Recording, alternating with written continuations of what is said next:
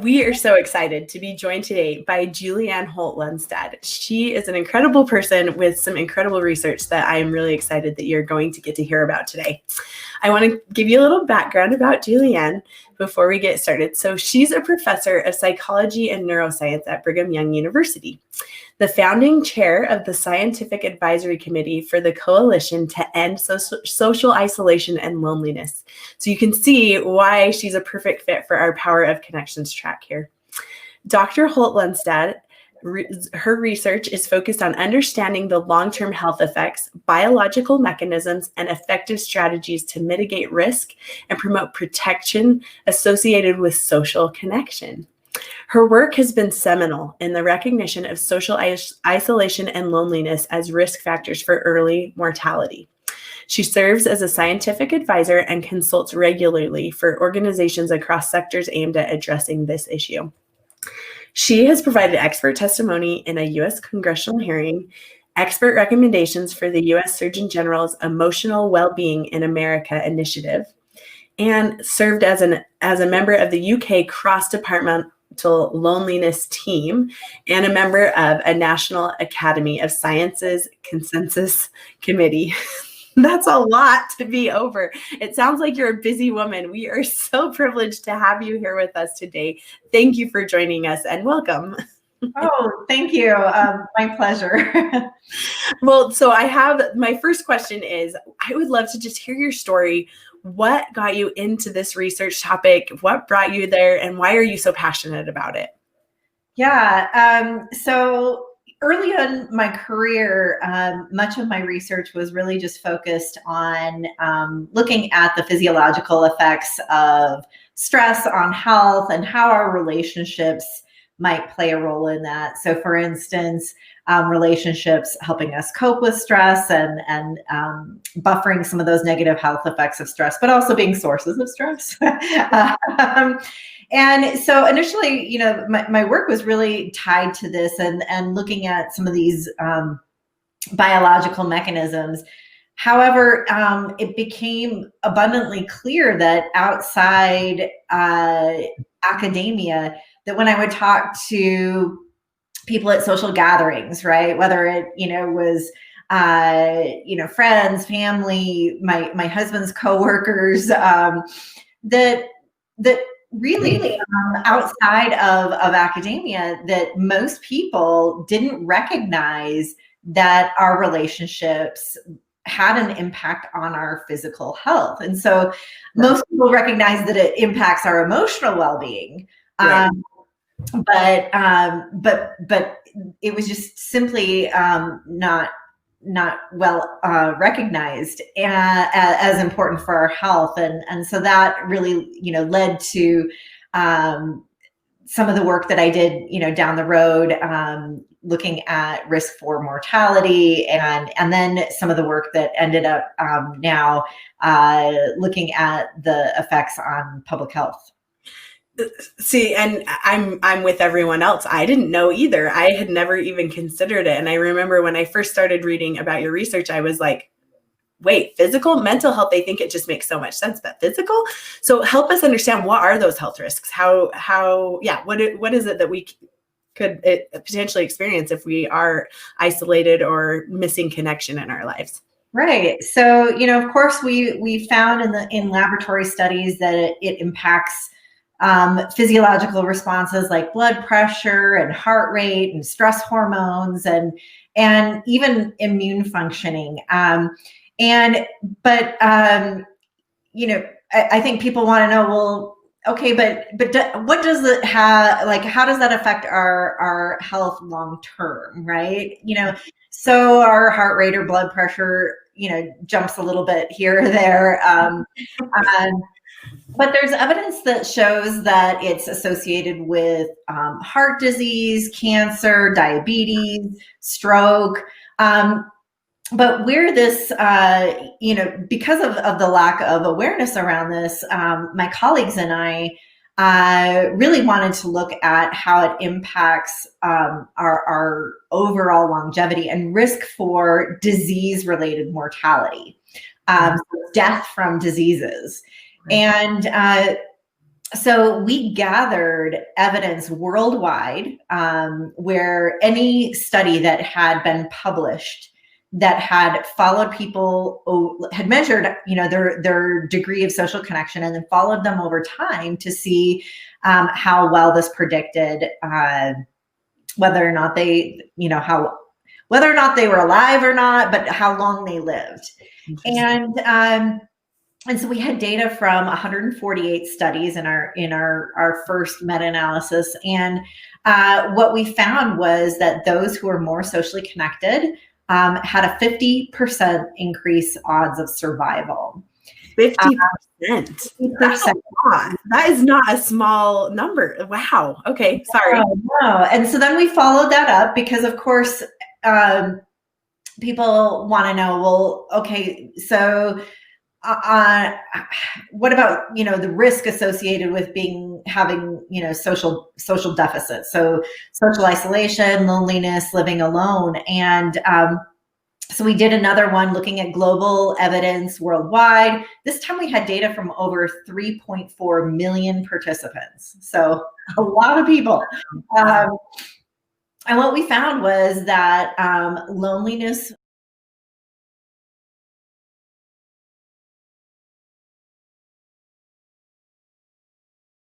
was associated with a 26% increased risk of earlier death, social isolation,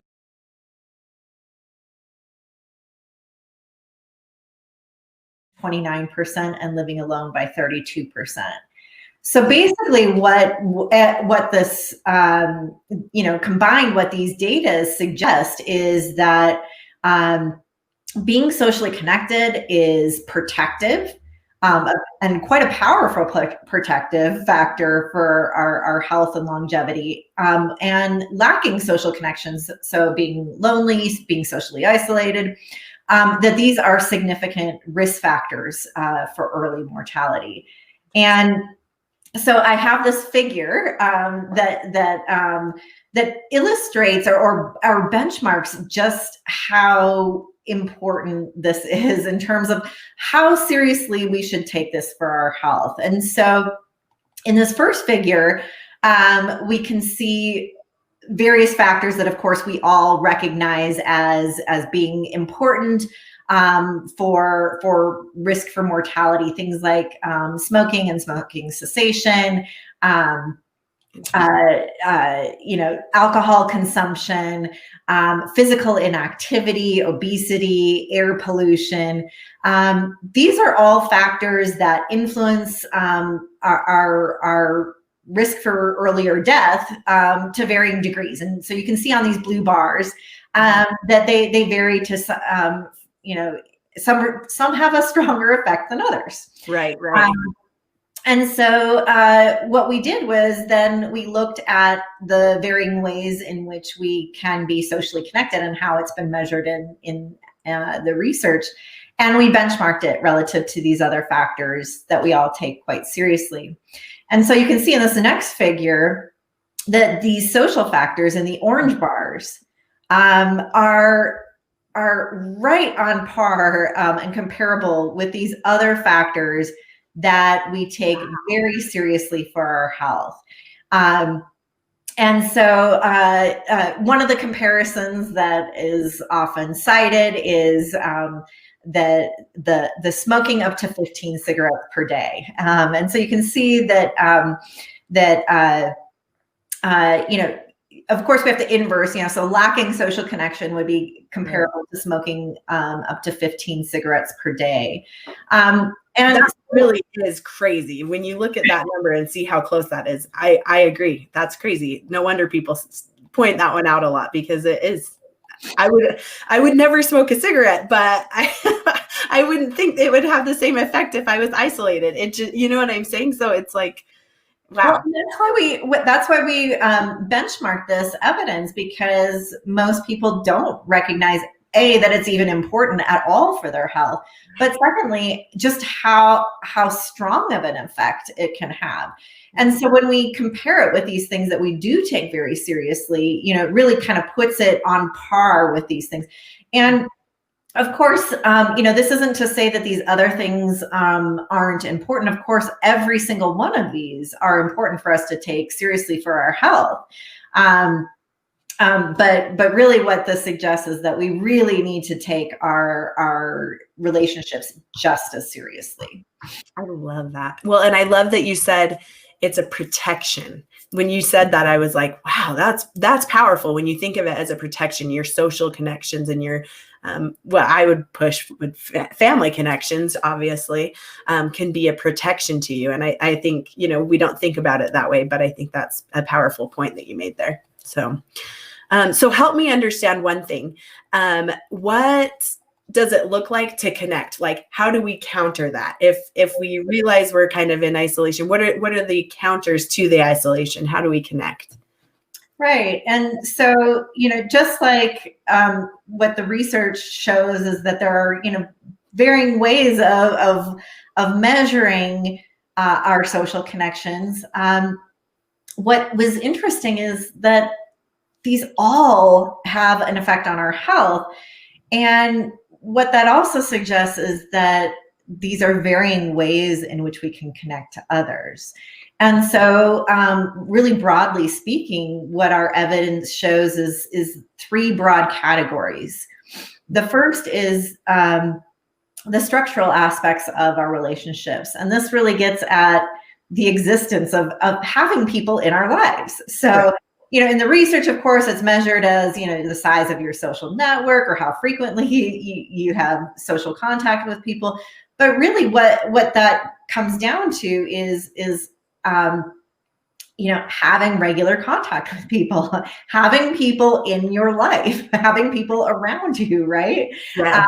And that the presence of others can be incredibly important. And if you want to, we can probably come back to why each of these are important. Yes.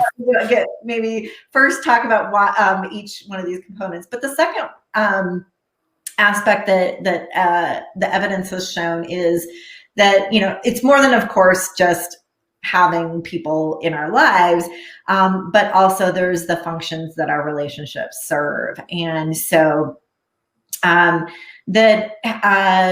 really having people in your life that you can rely upon. So either the resources that are provided or perceived to be available, but really just in essence, having people you can count on. Okay. And then the last category is quality, the quality of our relationships. And we know that not all relationships are positive. Yeah, that's true. Good point. Not all family relationships.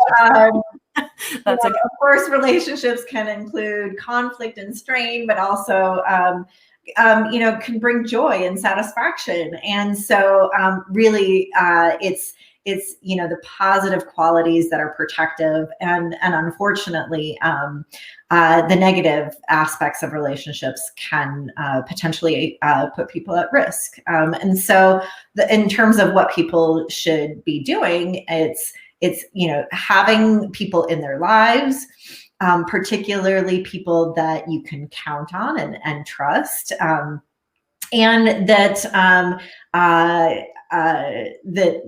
that are meaningful and satisfying positive relationships. I love that. My two questions here are, do you have anything that you'd want to wrap up with this, and then tell us where we can find out more? Because I know I could talk to you all day long. In the interest of time, we won't go all day, but maybe if you could just point us where we could learn more from you.